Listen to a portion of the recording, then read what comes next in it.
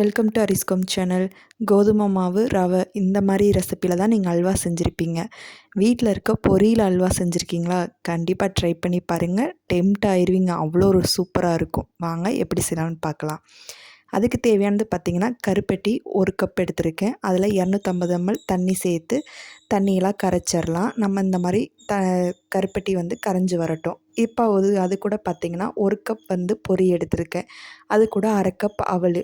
இதை நல்லா மிக்ஸி ஜாரில் நல்லா பொடி பண்ணி எடுத்துடலாம். இந்த அளவுக்கு பொடியாக இருந்தால் போதும். கொஞ்சம் கொரகொரப்பாக தான் இருக்கும், பரவாயில்ல. இதை அப்படியே நம்ம எடுத்துகிட்டு ஒரு ஓரமாக வச்சிடலாம். இப்போ நம்ம கரைச்சி வச்சுருக்க லிக்விடை தனியாக இன்னொரு பாத்திரத்துக்கு மாற்றிடலாம். கல் மண் தூசிலாம் இருக்கும், அதுக்காக இன்னொரு பாத்திரத்தில் மாற்றியாச்சு. இப்போ அடுப்பை ஆஃப்லேயே இருக்கட்டும், நீங்கள் ஆன் பண்ண தேவையில்லை. இப்போ ஆஃபாக இருக்கப்பே பார்த்திங்கன்னா, நம்ம அரைச்சி வச்சுருக்க பொரி அவல் சேர்த்துட்டு அது கூட 1/2 கப் அரிசி மாவு சேர்த்து நல்லா இந்த அளவுக்கு கலந்து விட்டுருங்க.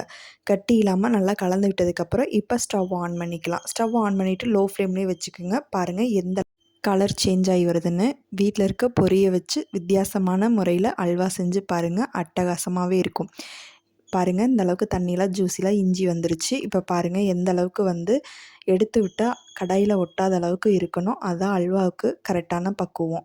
இப்போ இது கூட 1 டேபிள் ஸ்பூன் நெய் சேர்த்துக்கிறேன். நெய் சேர்த்துட்டு நல்லா ஒரு 5 நிமிஷம் போல் இந்த மாதிரி கலந்து விட்டுருங்க.